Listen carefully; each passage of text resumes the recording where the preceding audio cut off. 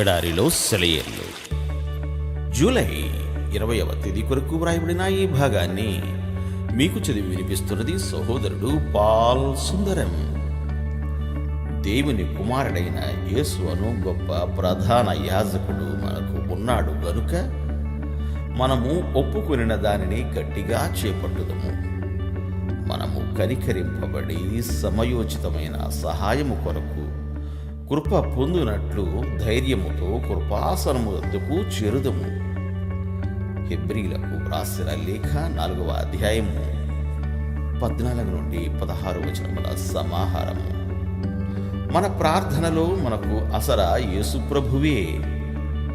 మన తరఫున తండ్రి దగ్గర వాదించేవాడు మన ప్రధాన యాజకుడు ఆయనే. మన కోసం శతాబ్దాలుగా ఆయన చేపట్టిన పరిచర్య ఏమిటంటే మన గురించి ప్రార్థన, విజ్ఞాపన, మన అతుకు బతుకు విన్నపాలను మన చేతుల్లో నుండి తీసుకొని వాటికున్న కల్మషాలను కడిగి తప్పుల్ని సరిదిద్ది వాటిని తండ్రికి సమర్పించి తన స్వంత నీతి విమోచనలను బట్టి తండ్రి ఆ విన్నపాలను అంగీకరించాలని తండ్రితో వాదిస్తున్నాడు.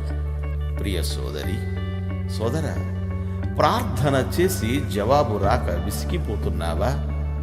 అదుగో చూడు, నీ తరపు న్యాయవాది అప్పుడే జవాబుని తండ్రి దగ్గర నుండి రాబట్టుకున్నాడు.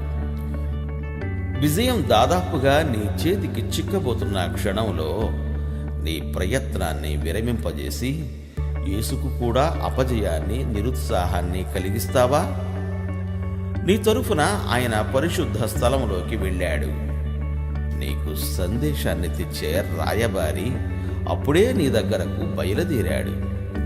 నీ కార్యం సఫలమయ్యింది అంటూ సింహాసనం నుండి వచ్చిన జవాబుని నీ నమ్మకం ప్రతిధ్వనింపజేయాలని పరిశుద్ధాత్మ ఎదురు చూస్తున్నాడు.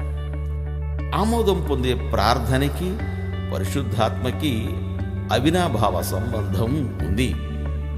పరిశుద్ధాత్మ దేవుడు మన అవసరాలేమిటో మనం సవ్యంగా తెలుసుకునేలా మన ఆత్మలకు బోధిస్తాడు. వాటిని గుర్తించేలా మన హృదయాలను సిద్ధపరుస్తాడు.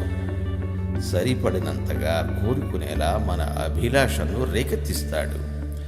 దేవుని శక్తి, జ్ఞానం, కృపలను స్పష్టంగా మనకు చూపించి మనకు ధైర్యం చెబుతాడు. ఆయన సత్యంపై అచంచలమైన నమ్మకాన్ని మనలో పుట్టిస్తాడు. ప్రార్థన చేయడం అంటే నిజంగా చాలా అద్భుతమైన సంగతి. అంగీకారయోగ్యమైన ప్రతి ప్రార్థనలోనూ తండ్రి, కుమార, పరిశుద్ధాత్మలు ముగ్గురూ పూనుకొని పనిచేస్తారు. దేవుడు మిమ్ము దీవించుగాక. ఆమేన్. ఆమేన్.